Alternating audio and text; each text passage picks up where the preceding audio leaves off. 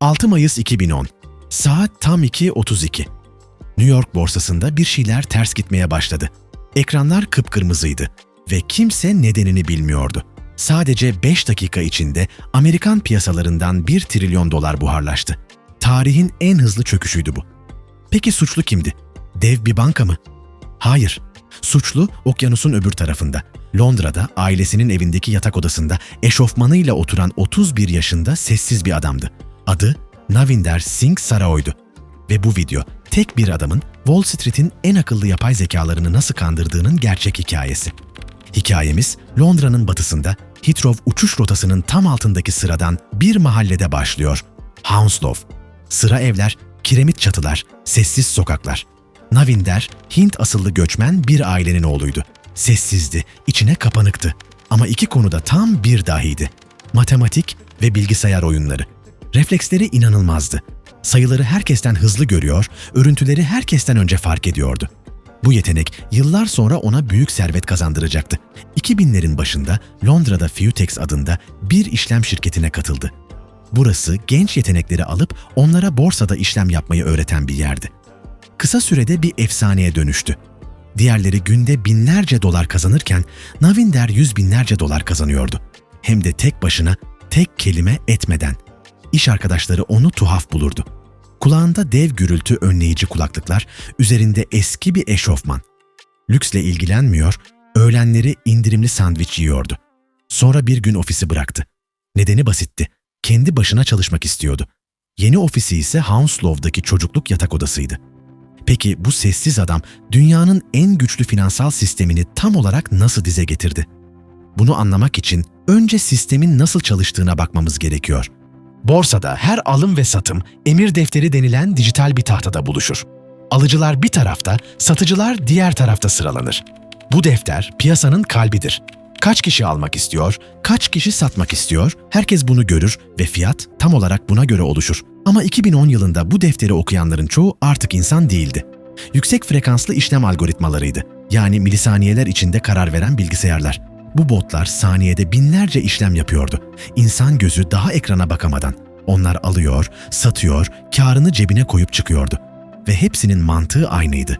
Emir defterinde büyük bir satış baskısı görürsen fiyat düşecek demektir. O halde sen de sat, hem de hemen. İşte Navinder'in fark ettiği zayıf nokta tam olarak buydu. Botlar defterde gördükleri her şeye inanıyordu. Her emri gerçek sanıyorlardı. Peki ya biri o deftere sahte emirler yazarsa?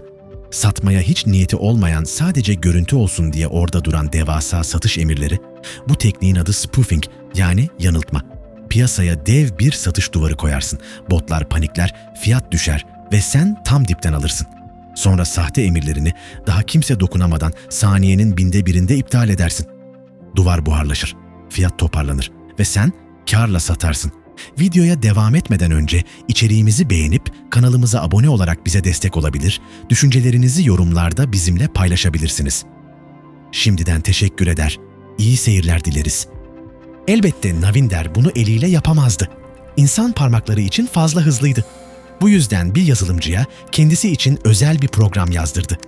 Bu program onun emirlerini sürekli kuyruğun en arkasına atıyordu.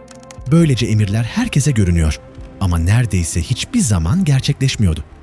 Bir düşünün, poker masasında elinizi herkese gösteriyorsunuz ama kağıtlarınız sahte ve masadaki milyar dolarlık botlar her seferinde blöfünüze kanıyor. Navinder bu yöntemle Chicago'daki vadeli işlem piyasasında oynamaya başladı. Hedefi Amerikan borsasının kalbi sayılan E-mini SP 500 kontratlarıydı ve para akmaya başladı. Bir günde yüz binlerce dolar, bazı günlerde 1 milyondan fazla ve hepsi o küçük yatak odasından kazanılıyordu. Ama dışarıdan bakan hiçbir şey anlayamazdı.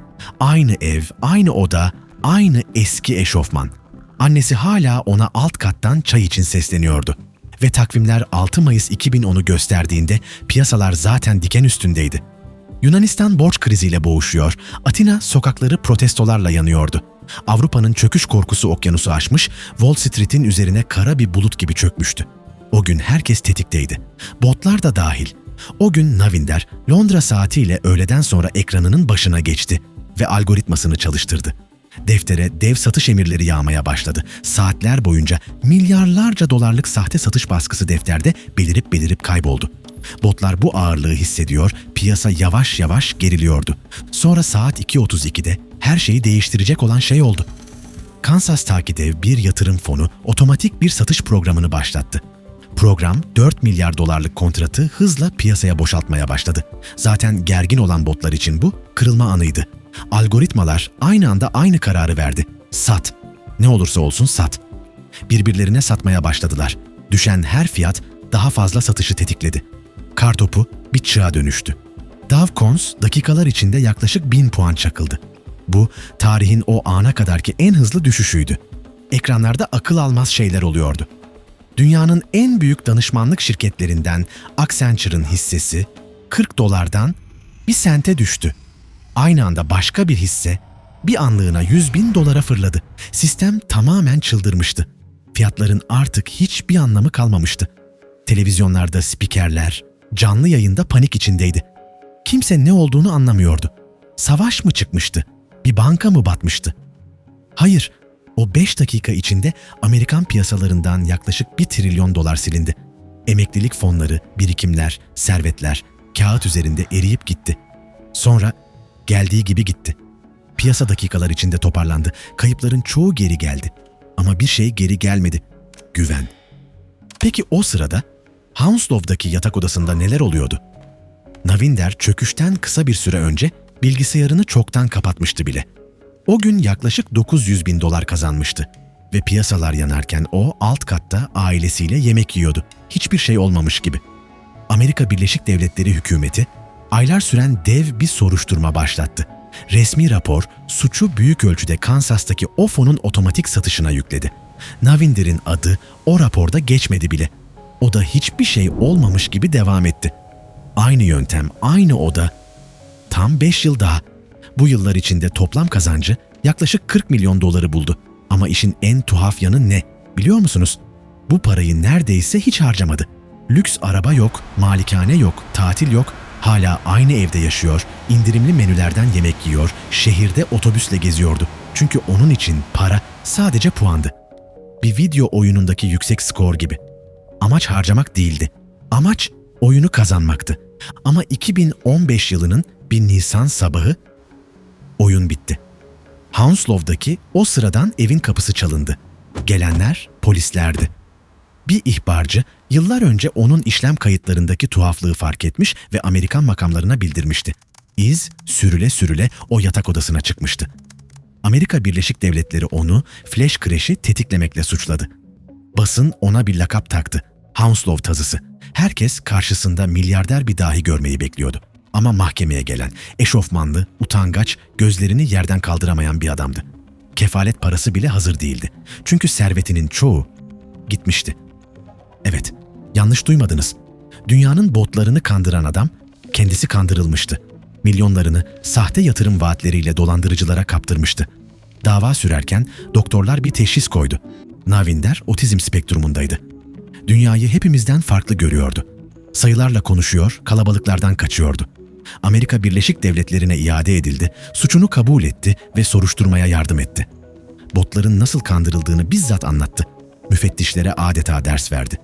2020 yılında hakim kararını açıkladı. Hapis cezası yok. Ceza. 1 yıl ev hapsiydi. Peki nerede? Her şeyin başladığı o yatak odasında.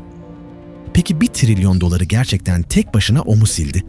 Uzmanların çoğu bugün hayır diyor. O yangını çıkaran değil, benzinin yerini gösteren adamdı. Çünkü asıl mesele şuydu. Trilyonlarca dolar, birbirini taklit eden ve gördüğü her şeye inanan makinelere emanet edilmişti. Sistem kendi hızının kurbanıydı. Navinder Sarao bir sistem açığı buldu. Ama o açık kod satırlarında değildi. Açık sistemin ta kendisiydi. Gördüğüne körü körüne güven. Bugün spoofing ağır bir suç ve borsalar bu oyunları yakalamak için ne kullanıyor dersiniz? Yine yapay zeka. Makineyi makineden korumak için. Yani hikayenin özeti şu. Kağıttan bir duvar, çelikten bir sistemi yıktı. Bir sonraki sistemik açıkta görüşmek üzere. Abone olmayı unutmayın.